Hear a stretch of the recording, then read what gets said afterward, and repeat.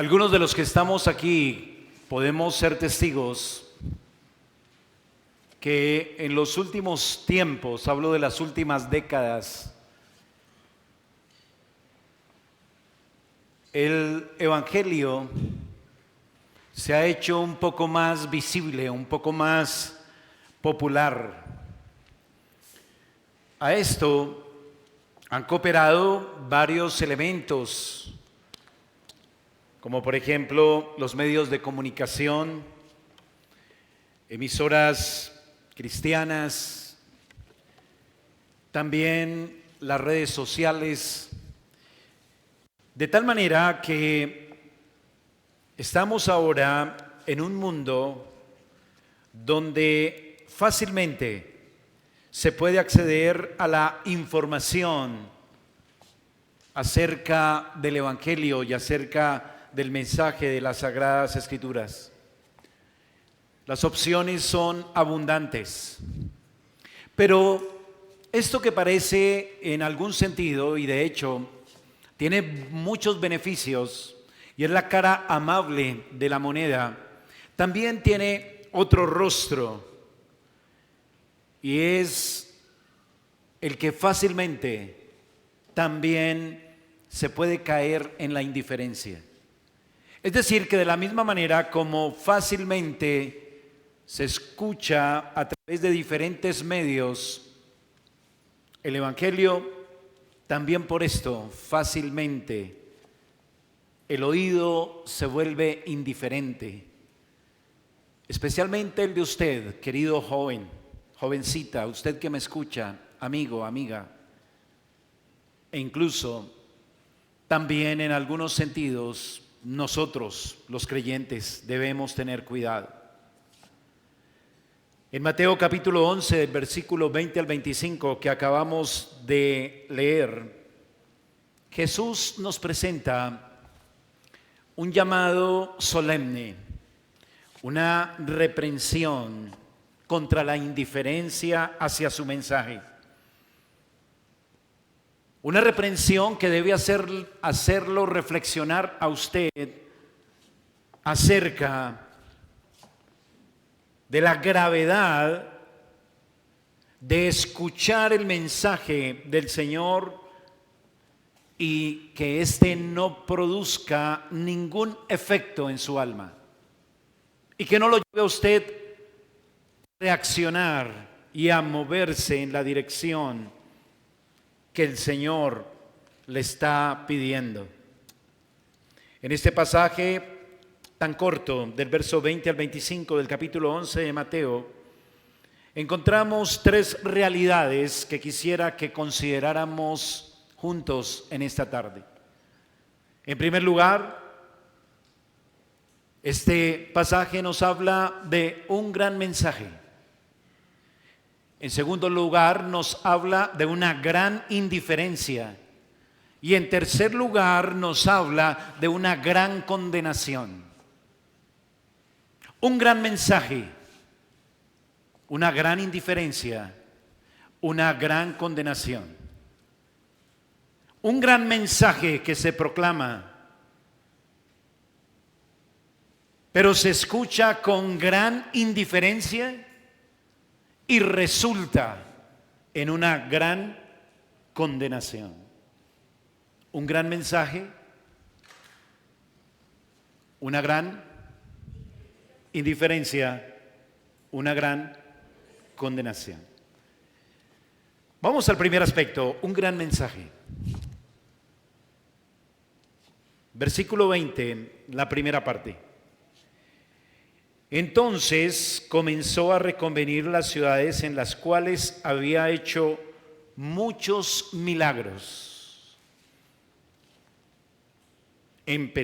Comenzó a reconvenir las ciudades en las cuales había hecho muchos milagros. Nos encontramos frente a una porción que no está suelta, es decir, que no es un mensaje o un pasaje que es independiente en el texto. Más bien, es una porción que está conectada con los eventos narrados en el contexto inmediatamente anterior. Recordemos lo que hemos venido meditando aquí en el Evangelio de Mateo, y en la pasada oportunidad puntualmente advertíamos cómo el Señor habla acerca de la identidad de Juan el Bautista y su misión, después de que también el Señor ha enviado obreros a la mies y ha hablado de las instrucciones y directrices que requieren esos obreros para trabajar en la mies, como también los peligros a los que se van a enfrentar. Y después les habla acerca de su heraldo que fue a la mies, Juan el Bautista. Ahora, después de esto, nos deja ver la dureza del corazón humano frente al mensaje de la palabra del Señor, el cual desemboca en una severa amonestación a los corazones incrédulos especialmente, pero que de paso nos permite inferir una amonestación para los corazones que ya somos regenerados o que ya han sido regenerados. Vuelva conmigo ahora a leer este versículo 20 del capítulo 11. Entonces comenzó a reunir las ciudades en las cuales había hecho muchos de sus milagros. ¿Por qué? Porque no se habían arrepentido.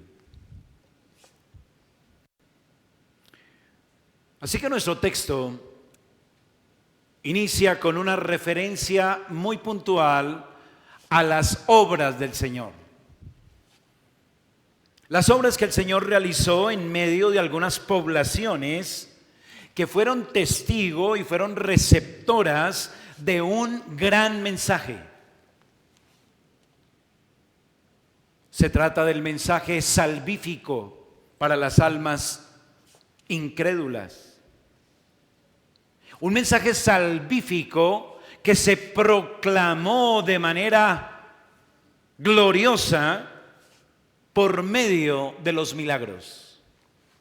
Note lo que está diciendo. Entonces comenzó a reconvenir las ciudades en las cuales había hecho muchos milagros porque no se habían arrepentido. Así que los milagros tienen un mensaje de arrepentimiento. ¿Sabía usted eso? Reflexionemos aquí acerca del mensaje salvífico de los milagros. El contexto nos deja ver que los milagros fueron evidentes y muy significativos en el ministerio del Señor Jesucristo. En este contexto, puntualmente, fueron determinantes los milagros. ¿Cómo lo sabemos? Bueno, lo dice el mismo contexto. Mire por favor conmigo aquí el versículo 4 y 5 de este mismo capítulo 11. Respondiendo Jesús les dijo: id, haced saber a Juan las cosas que oís y veis. Verso 5: los ciegos ven, los cojos andan, los leprosos son limpiados, los sordos oyen, los muertos son resucitados y a los pobres es anunciado el Evangelio. ¿Cuál es el énfasis de estos dos versos? ¿No son los milagros? ¿Me siguen? Claro, ¿y de qué está hablando el versículo 20? Dice, comenzó a reconvenir las ciudades en las cuales había hecho muchos, ¿qué? Milagros. Vuelvo a decirlo. Los milagros fueron evidentes y muy significativos en el ministerio del Señor Jesús. Pero hermano, amigo, esos milagros no fueron solo impresionantes señales en demostración de poder para despertar la admiración de los espectadores, de los que podían ver esos portentosos milagros y hechos sobrenaturales. No, ese no era el propósito de los milagros. El Evangelio de Juan nos da una idea del verdadero significado y propósito de los milagros realizados por el Señor. Vamos a Juan capítulo 20. Juan capítulo 20, versículo 30 y 31. Hizo además Jesús muchas otras que son señales, milagros, en presencia de sus discípulos, las cuales no están escritas en este libro, pero estas se han escrito para que creáis que Jesús es el Cristo, el Hijo de Dios, y para que creyendo tengáis vida en su nombre. Hermano, amigo, los milagros del Señor entrañaban un gran mensaje. Debemos dejar de verlos solamente como grandes portentos y expresiones de la omnipotencia de Dios, de su gracia, de su misericordia, si quiere. Es más que eso. Los milagros del Señor entrañaban un gran mensaje. Ese mensaje estaba revelando la gloria del ser y la obra del Señor Jesucristo. Un mensaje que revelaba una gran verdad. Y a la luz de Juan y a la luz de este contexto de Mateo, los milagros del Señor entonces revelaban la identidad de aquel que hacía esos milagros y el gran llamado y ministerio misionero que venía a cumplir el Señor Jesucristo. Eso era la quinta esencia del significado de los milagros que hizo el Señor. Un gran mensaje estaban llevando. Estaban revelando, déjeme repetirlo, la identidad de aquel que los hacía. Estaban revelando que el que hacía esos milagros no era cualquiera, porque como dijo Nicodemo al Señor Jesucristo, el que hace estas señales tiene que venir de otra parte, de otro mundo. Esos milagros estaban revelando que Jesús, el carpintero, era nada más ni nadie menos que el Mesías, el Cristo prometido por los profetas, y que venía a traer un mensaje de gran poder, un mensaje de gracia para beneficio del alma humana.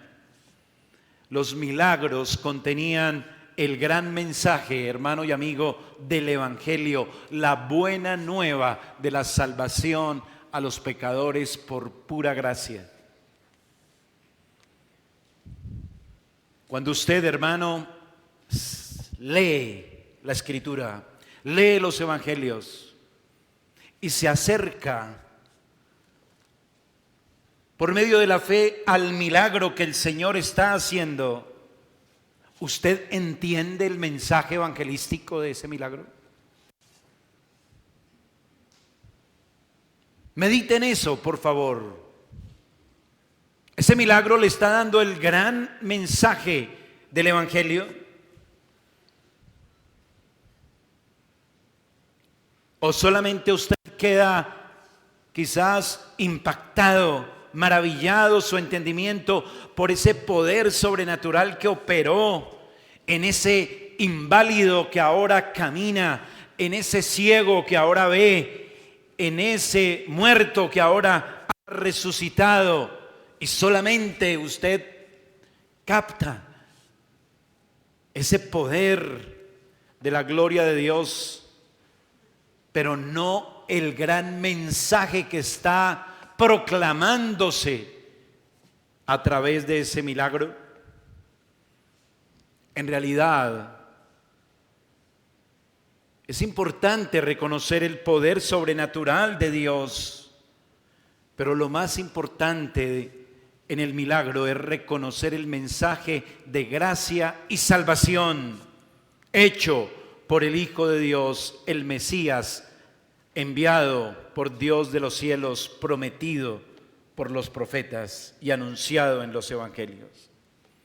Cada milagro de este listado del versículo 5 de este capítulo, cada milagro, note, los ciegos ven, los cojos andan, los leprosos son limpiados, los sordos oyen, los muertos están resucitados. Note, cada milagro proclama la victoria sobre la paga del pecado y sus consecuencias. ¿Lo había pensado? Cada milagro, note, es acerca de una enfermedad. ¿Sí lo nota? Ceguera, sordera, cojera y lo peor, la muerte. ¿De dónde vienen las enfermedades? ¿No es por causa del pecado que entró en el mundo? ¿Sí o no? Muy bien. Entonces, cada una de estas enfermedades está dando testimonio de la paga del pecado y que alguien ha venido y ha sido enviado por el Padre para deshacer las consecuencias del pecado. Cada sordo que oye, cada ciego que puede ver, es un gran mensaje diciendo: he enviado a aquel que ha ido de mi parte a deshacer las obras del diablo.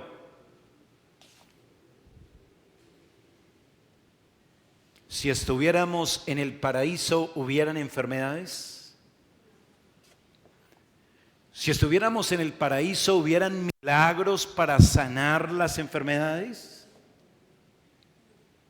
¿Por qué no? Pues porque no había pecado. Pero cuando entró el pecado, entró la muerte.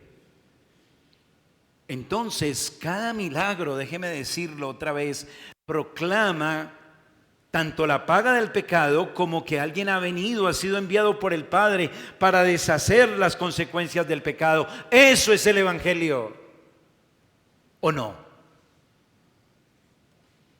Cada milagro revierte una enfermedad y la muerte.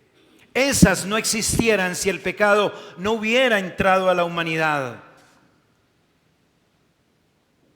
Cada milagro revelaba la identidad de Jesús como el Mesías, el ungido, el Salvador. Y dice nuestro texto que el Señor hizo muchos milagros. Versículo 20. Entonces comenzó a reconvenir las ciudades en las cuales había hecho muchos de sus milagros. Es decir, Cristo estaba proclamando muchas veces un gran ¿qué? Mensaje, el gran mensaje del Evangelio, el gran mensaje de salvación. Cada sanidad, cada resurrección era un maravilloso y portentoso, impactante anuncio del Evangelio.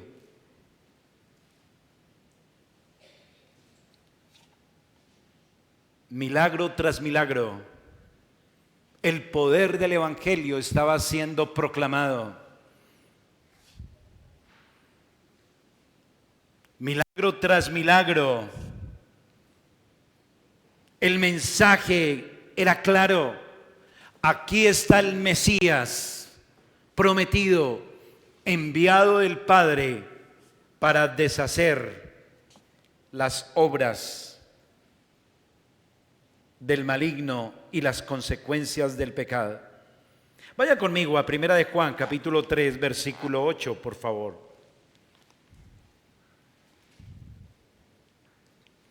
Primera de Juan 3:8.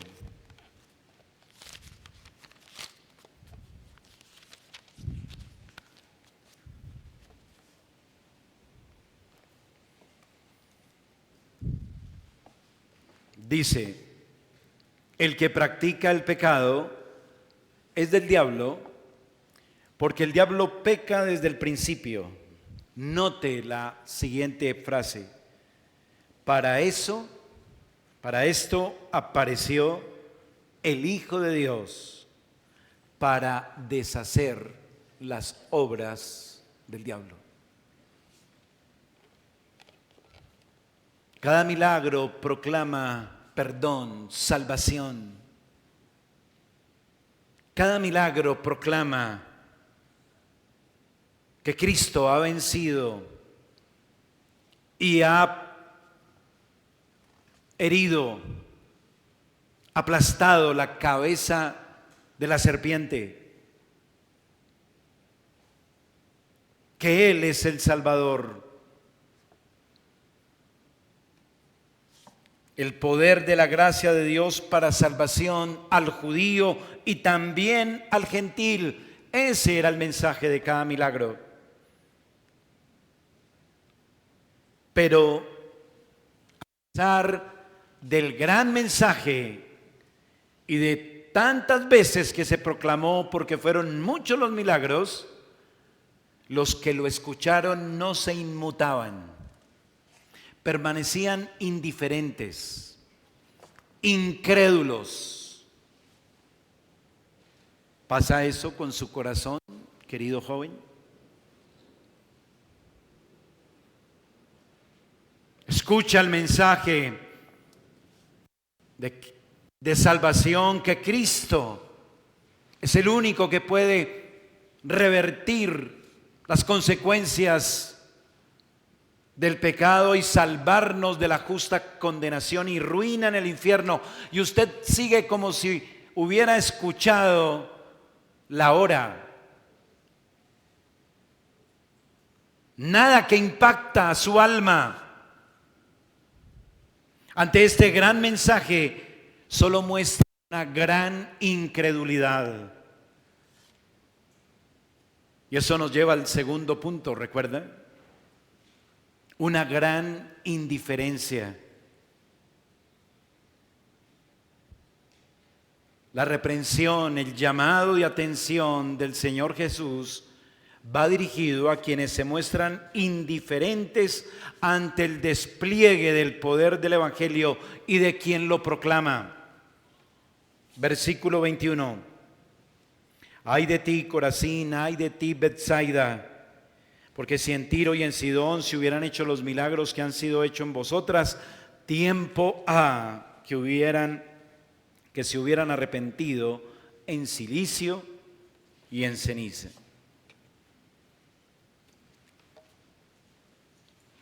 ¿Se imagina usted el cuadro? El mismo Hijo de Dios hablando estas palabras frente a una multitud que había visto muchos milagros y que le pasaban por encima, le resbalaban y ellos seguían indiferentes totalmente ante ese gran mensaje proclamado por los milagros, y que el Señor ahora les dice: ¡ay de ti!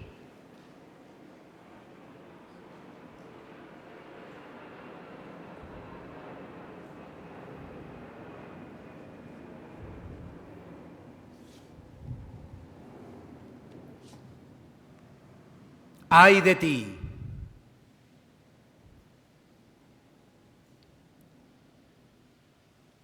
Amigo, joven, jovencita, quizás hoy el Señor le está diciendo: ¡ay de ti! ¡ay de tu alma! Y no lo tome livianamente. Es solemne esta palabra que el Señor le está diciendo a usted esta tarde. ¡ay de ti! Dios expresa su indignidad por la indiferencia a tan precioso mensaje que es el Evangelio. Ay de ti, Corazín, ay de ti, Betsaida. Una indignación divina que no solamente habla de la ira, la furia, el enfado por el insulto a Dios, sino también la compasión divina, viendo cómo las almas desechan el mensaje más importante para sus almas, viendo cómo se desprecia la gloria del mensajero, que es Cristo, el Mesías prometido, el que podía hacer esos milagros, el único que puede salvar sus almas, y el alto valor del mensaje que Él lleva, ese evangelio de la gracia de Dios. Despreciar esto no es liviano. Están despreciando el mensajero y su mensaje.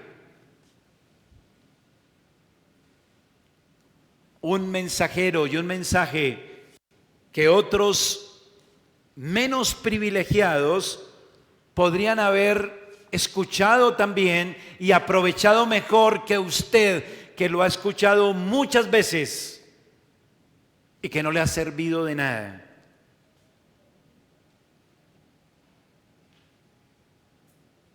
Dice verso 21, porque si en Tiro y Sidón se hubieran hecho los milagros que han sido hechos en vosotras, tiempo ha que se hubieran arrepentido en silicio y ceniza.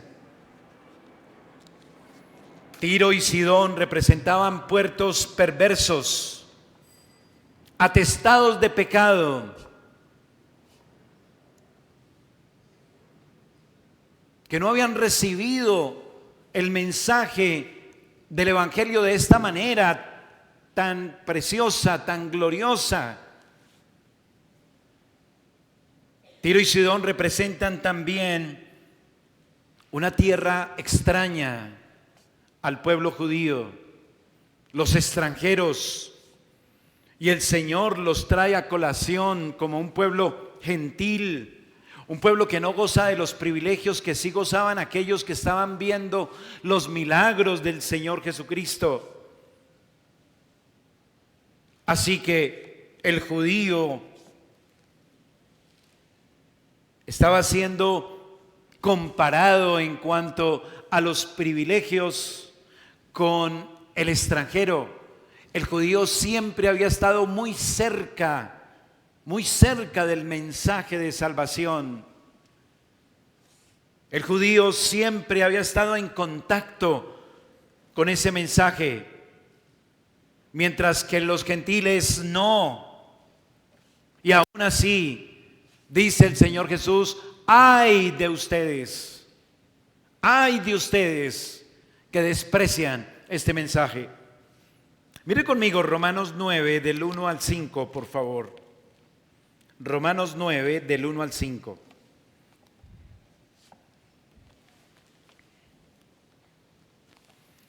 Verdad digo en Cristo, no miento. Y mi conciencia me da testimonio en el Espíritu Santo que tengo gran tristeza y continuo dolor en mi corazón, porque deseara yo mismo ser maldito, separado de Cristo por amor a mis hermanos, los que son mis parientes según la carne, que son israelitas. Mire los privilegios de los israelitas, de los cuales son la adopción, la gloria, el pacto, la promulgación de la ley, el culto y las promesas, de quienes son los patriarcas y de los cuales según la carne vino Cristo, el cual es Dios sobre todas las cosas, bendito por los siglos. Amén. Ay de ti, Corazín, ay de ti, Betsaida, porque si en Tiro y en Sidón se hubieran hecho los milagros que han sido hechos en vosotras, tiempo ha que se hubieran arrepentido en cilicio y en ceniza. Qué solemne advertencia del Señor, qué solemnes palabras. El pueblo judío, tan privilegiado, tan cerquita, pero a la vez tan lejos de la gracia, del favor de Dios. El Señor les está diciendo, vea, esos gentiles que han estado siempre apartados de estas verdades, hubieran aprovechado más el mensaje de salvación por medio del Mesías. Esos judíos tenían mucho realmente para saber de qué estaba hablando el Señor Jesucristo, qué estaban diciendo sus milagros. Ellos podían pensar en Jonás, por ejemplo.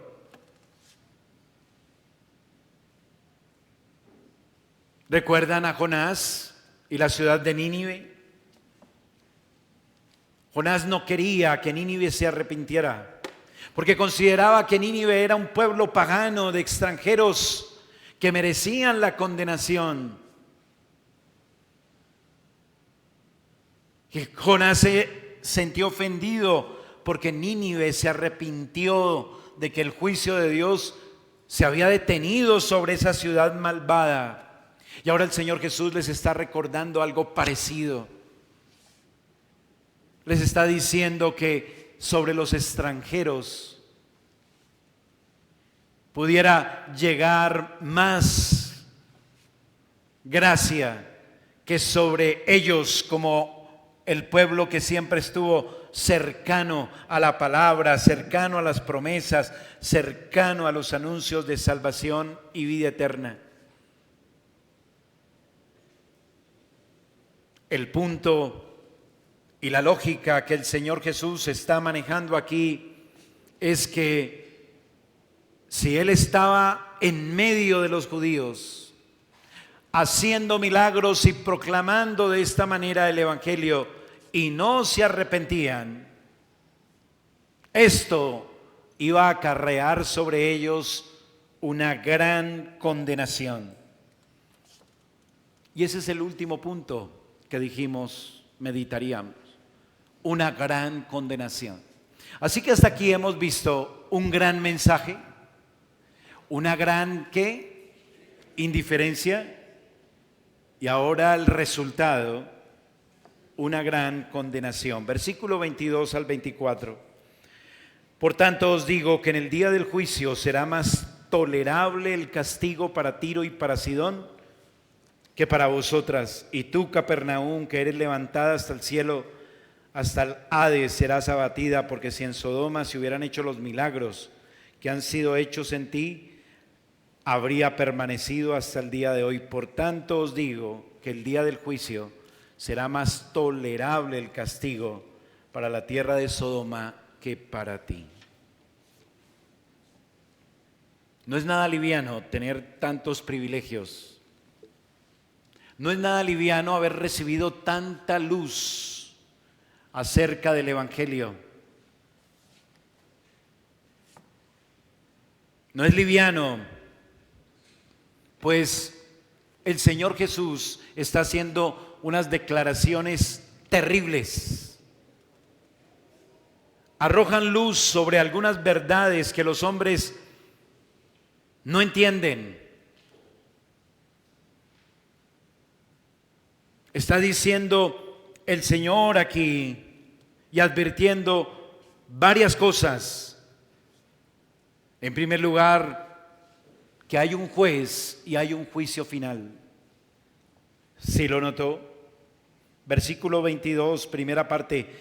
Por tanto os digo que en el día de juicio será más tolerable el castigo para Tiro y para Sidón que para vosotras. Hay un día final, hay un juicio, hay un juez, hay una condena, hay un castigo.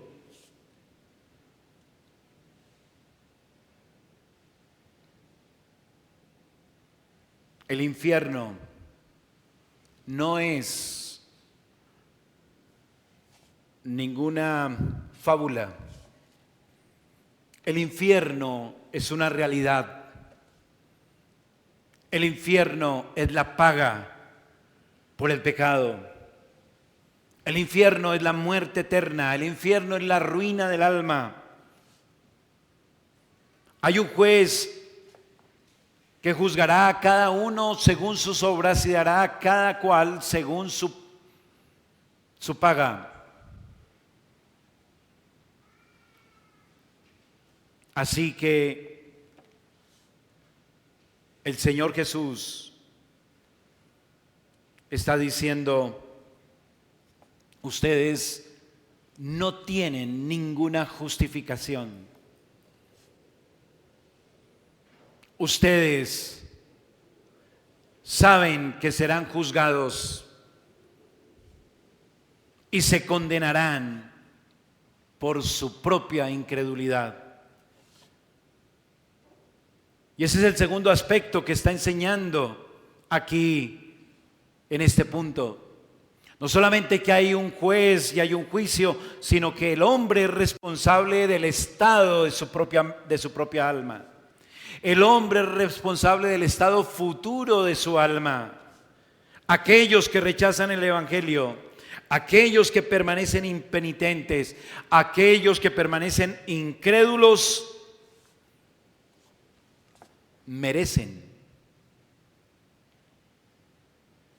la ruina eterna, el castigo, la condenación, una gran condenación, porque se les ha dado gran oportunidad de convertirse.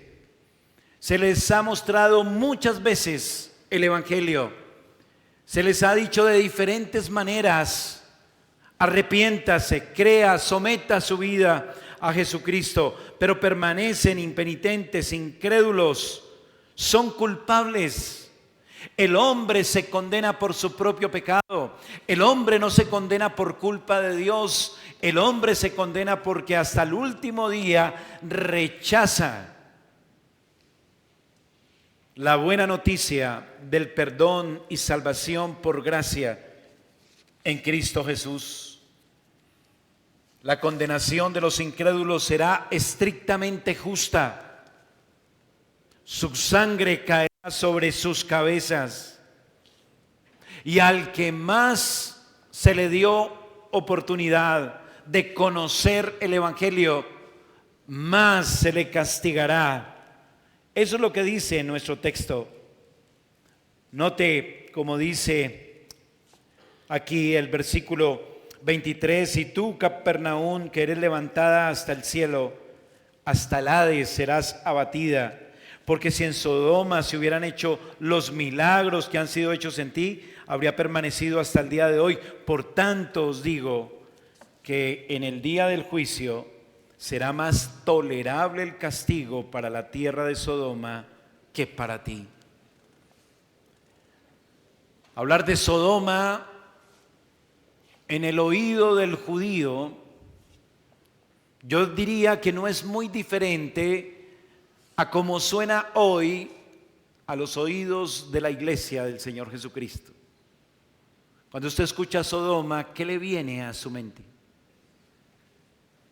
Un lugar totalmente corrupto, apartado, impío, incrédulo, que se gozaba en el pecado y que merecía por tanto ¿qué? El castigo. Pero el Señor Jesús llega y dice: más tolerable va a ser el castigo para Sodoma. ¿Cómo les parece eso?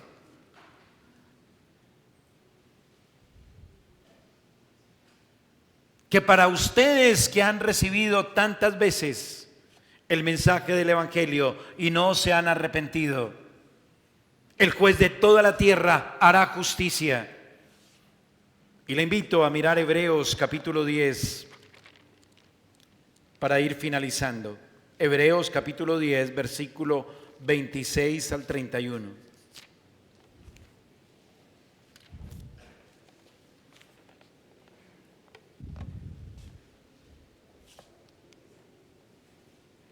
Porque si pecáremos voluntariamente después de haber recibido el conocimiento de la verdad. Querido joven, amigo, usted que aún no da un paso de arrepentimiento, mire lo que le dice Dios. Porque si pecáremos voluntariamente después de haber recibido el conocimiento de la verdad, ya no queda más sacrificio por los pecados, sino una horrenda expectación de juicio y de hervor de fuego que ha de devorar a los adversarios. El que viola la ley de Moisés por el testimonio de 2 o de 3 testigos muere irremisiblemente. ¿Cuánto mayor castigo pensáis que merecerá el que pisoteare al Hijo de Dios y tuviere por inmunda la sangre del pacto en la cual fue santificado e hiciere afrenta al Espíritu de gracia?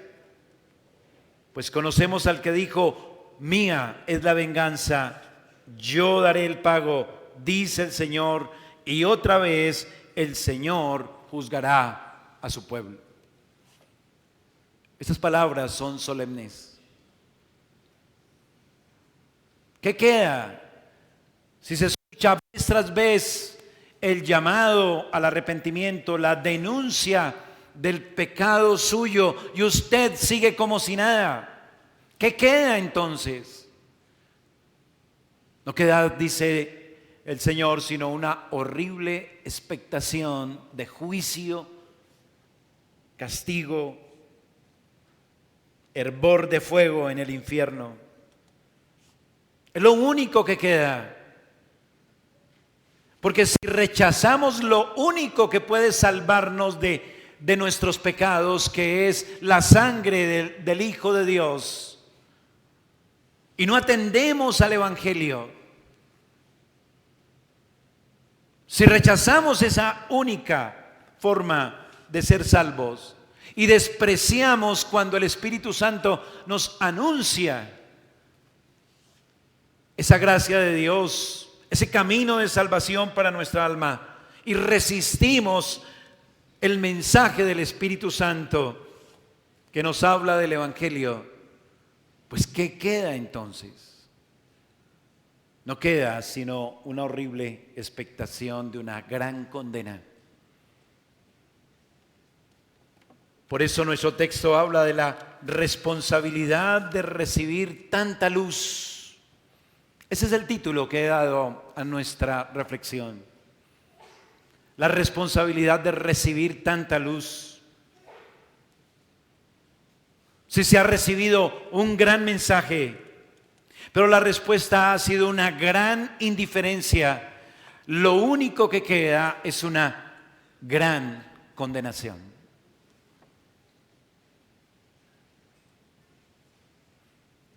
¿Y esto qué tiene que ver con los creyentes?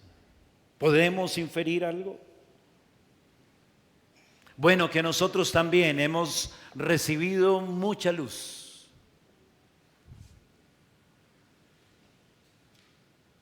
Y que nosotros también vamos a dar cuentas. Porque el que sabe hacer lo bueno y no lo hace, le es pecado.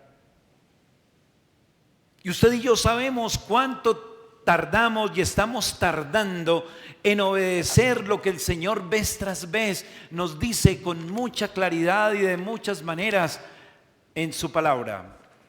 ¿Es así o no es así?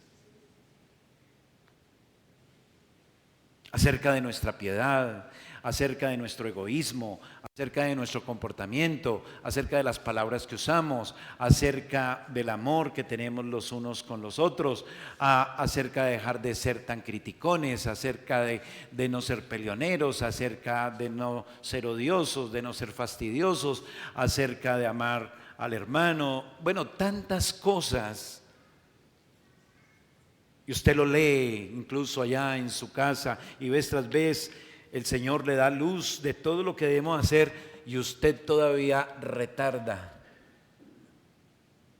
la obediencia a esas cosas.